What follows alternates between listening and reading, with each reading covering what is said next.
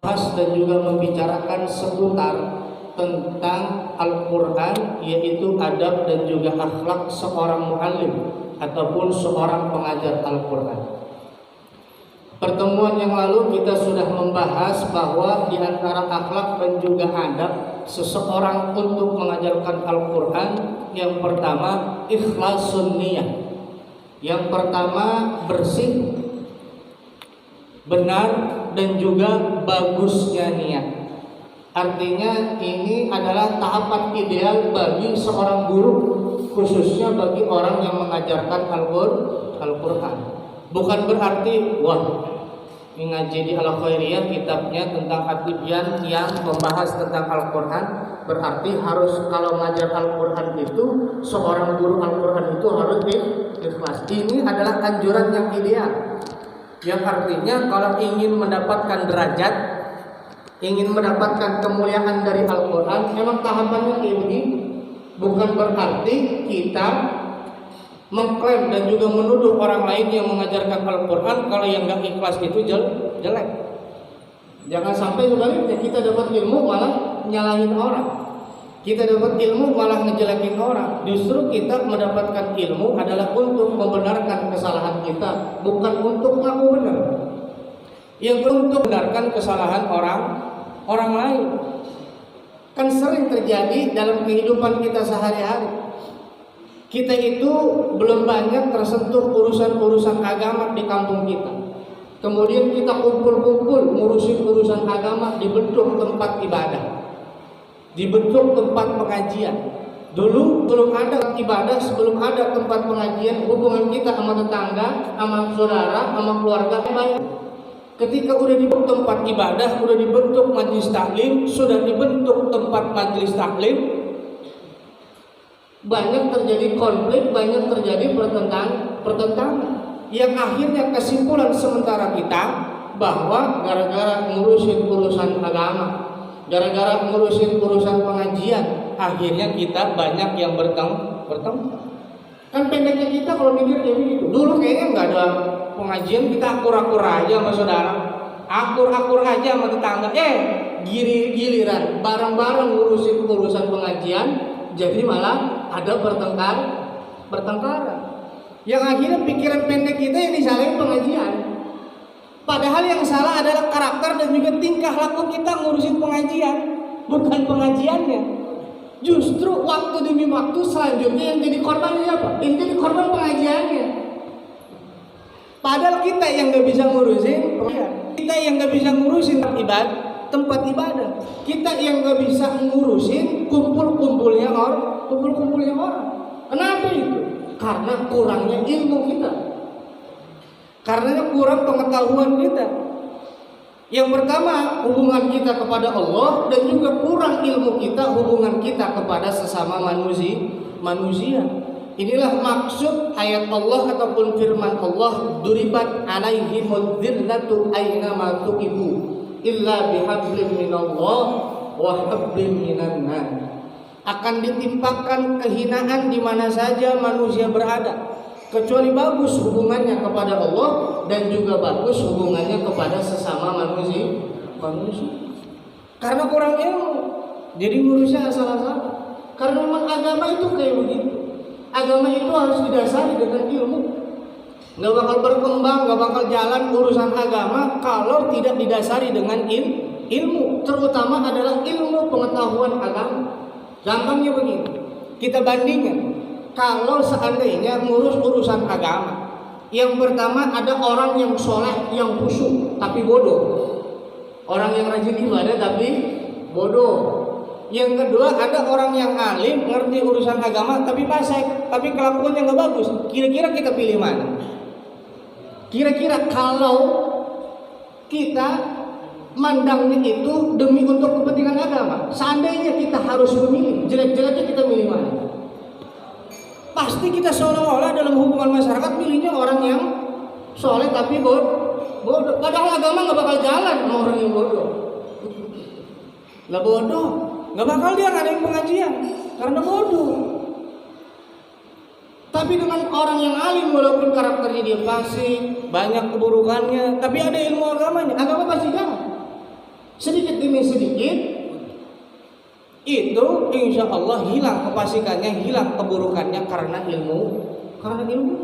Kalau pandangan kita adalah untuk tegak dakwahnya agama, kalau memang kita harus memilih di antara dua itu. Tapi kan kita kan nyamannya sama orang yang soleh, orang yang baik, tapi bodoh, gak macem-macem. Padahal agama nggak jalan sama orang kayak begitu. Gak bakal jalan ngurusin agama. Kalau kenyamanan iya, kalau ketenangan iya. Karena kalau pikir kita itu patokan dasarnya itu bukan ilmu. Yang penting kita enak, yang penting kita nyaman. Ya urusannya sama orang kayak begitu, namanya orang bodoh. Kan kebanyakan gak macam-macam, gak banyak nuntut, gak banyak ini, gak banyak itu. Karena patokan kita bukan ilmu. Padahal untuk menegakkan agama, untuk mensiarkan agama itu harus dengan ilmu. Terutama adalah ilmu pengetahuan agama. Kita kembali kepada tema dan juga bahasan kita. Yang pertama adalah ikhlasun niat, ikhlasnya niat.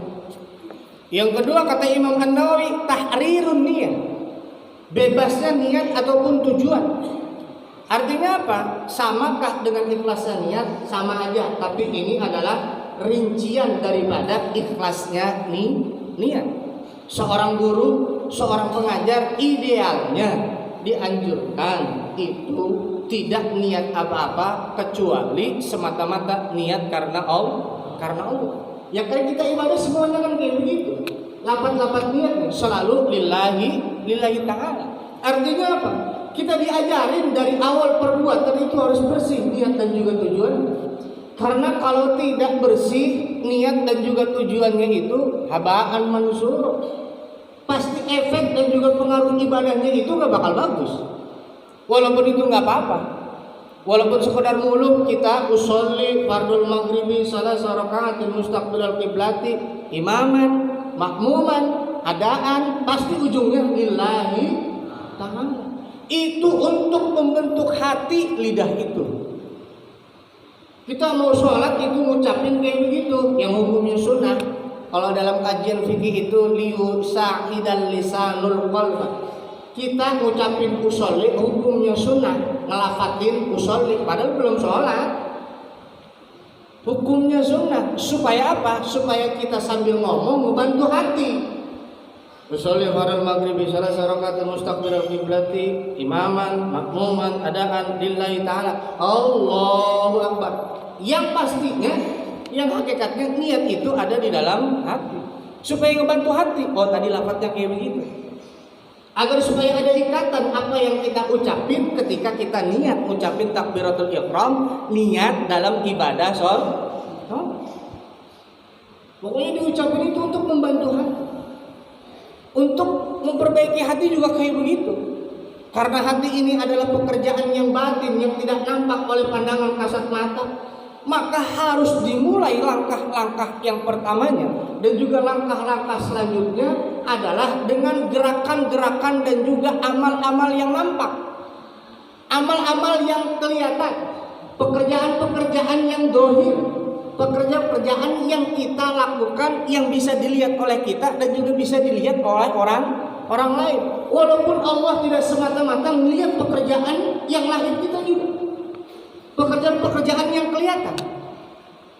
Yang inti pusat daripada amal ibadah itu adalah hati. Oleh karena itu hati itu tempatnya niat, tempatnya tujuan. Karenanya orang lain gak ada yang tahu, cuman kita yang tahu. Makanya ditaruh di hati, bukan taruh di lidah. Karena lidah itu standarnya manusiawi itu mudah berbohong, mudah berdusta. Kalau hati hanya hubungan dia orang yang mengerjakan dengan Allah. Apa kata Imam An-Nawawi? Wa yanbaghi alla yaqsida bihi tawassulan ila gharadin min agradid dunya. Dan seyogianya, ini kalau dalam kajian para santri ini wa yanbaghi seyogianya ini menunjukkan isyarat atau ifadahnya kemana ini? Apakah wajib? Apakah sunnah? Seyogianya, bagusnya Tidaklah orang yang mengajarkan Al-Quran itu bermaksud atau bertujuan yang ada hubungannya dengan tujuan dunia. Min malin, kalau santri itu ngertiin minnya itu banyak itu terjemahannya. Nggak cuma min itu dari ataupun huruf jar, tapi minnya ini termasuk min lil bayan, min penjelasan. Apa tujuan-tujuan dunia maksudnya? Min malin, tujuannya supaya dapat harta. Auriyasatin, atau punya kedudukan. Awijahatin, atau punya kewibawaan.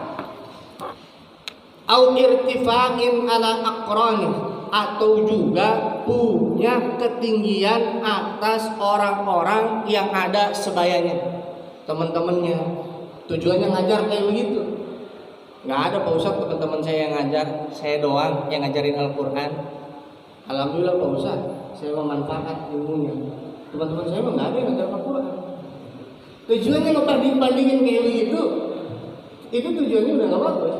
Ya artinya kata ulama dipandangnya itu kalau emang tujuannya kayak begitu, ngebanding-bandingin sama yang lain, ngebandingin sama teman-temannya yang lain. Pak Ustadz, alhamdulillah saya ngaji, di antara teman-teman saya nggak ada yang ngajar.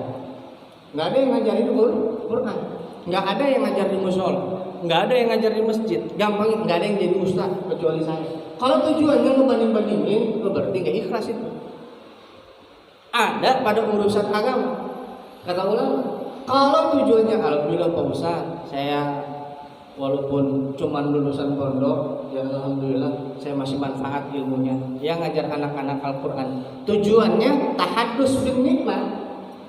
Tujuannya menceritakan semuanya ini adalah anugerah dan juga nikmat pemberian Allah. Saya dapat ilmu karena Allah, bukan semata-mata karena usaha. Ngapal, dia belajar, bukan semata-mata amal dirinya, bukan karena semata-mata karena usaha dirinya. Dapat ilmu itu semua pemberian Allah. Dia ngomong karena ingin menceritakan adanya nikmat Allah. Bersyukur tujuannya. Itu namanya tahadus bin nikmat. Itu hukumnya sunnah. Ya kata Allah dalam Al-Quran itu surat Ad-Duha ayat terakhir, wa amma binikmati rabbika fahaddis. Dan adapun dengan sebab nikmat Tuhanmu fahaddis, maka ceritakanlah. Sudah menceritakan dapat nikmat dari Allah. Tapi kadang-kadang lisan yang kita ngomong pakai istilah-istilah agama ini bisa dipolitisir. Karena lagi-lagi ini urusan yang kelihatan. Pernah kita ngomong kayak begitu? Ya padahal kan nanti orang siapa yang tahu. Alhamdulillah Pak Ustaz, di kampung ini mas saya doang yang haji. Alhamdulillah saya udah pergi haji. Kalau tujuannya tahadus bin nikmat, saya mah tahadus bin nikmat Pak Ustaz. Mulut bisa kayak begitu, tapi ingat hati-hati. Kita ngomong kayak begitu, itu tujuan hati kita itu kemana? Tujuannya yang lain gak ada yang haji, saya doang yang pergi haji. Atau tujuannya benar-benar ini semua saya diberikan oleh Allah harta. Kemudian ketika itu saya ingat harus diamalkan harta itu dan ada kewajiban saya untuk pergi haji, dan itu semua anugerah pemberian dan juga nikmat dari Allah. Menceritakan nikmat dari Allah yang Allah berikan kepada kita itu sunnah hukumnya. Tapi kan lagi-lagi kadang-kadang istilah agama, omongan-omongan agama, omongan-omongan bagus, kalau lidah masih bisa dipolitisir, masih bisa dimanipulasi, masih bisa untuk menipu. Artinya apa? Tetap hati-hati.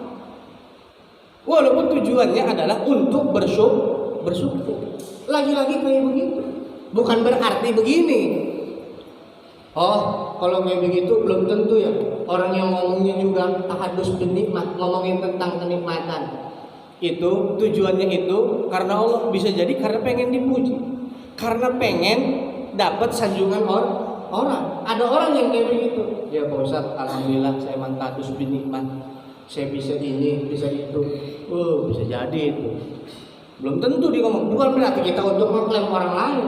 Makanya urusan hati itu untuk diri kita sendiri. Bukan untuk mengklaim dan juga menuduh, menghukum orang lain. Urusan hati orang masing-masing.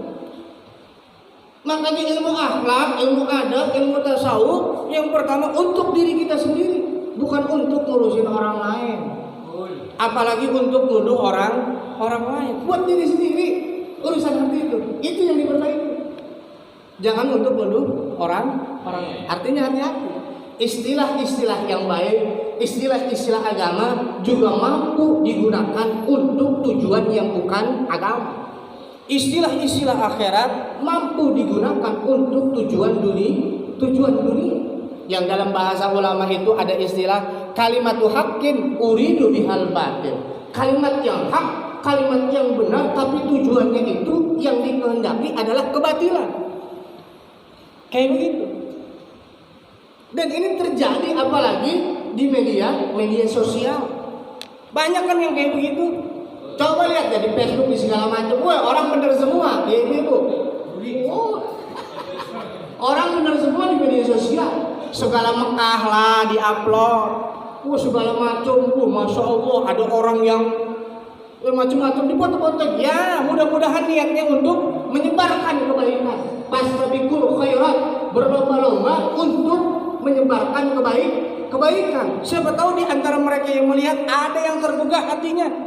Kemudian kita menunjukkan kebaikan sama seperti kita yang berbuat amal kebaikan itu sendiri. Di media sosial semuanya orang benar, semuanya orang baik, semuanya orang berilmu walaupun kagak bisa ngaji. Itu juga syarat dari orang. Kayak begitu. Ya mudah-mudahan niatnya kayak begitu. Nah, yang akhirnya apa? Istilah-istilah agama, perkataan-perkataan ulama di kita share, ditampakin, dimunculin yang tujuannya untuk menggiring ke kepentingan pribadi, kepentingan kelompok, kepentingan golongan, kepentingan partai dan juga yang lain. Nah, untuk membendung, memfilter itu semua agar kita paham. Walaupun itu semuanya berupa kebaikan, bukan berarti kita menuduh belum tentu. Artinya apa? Kita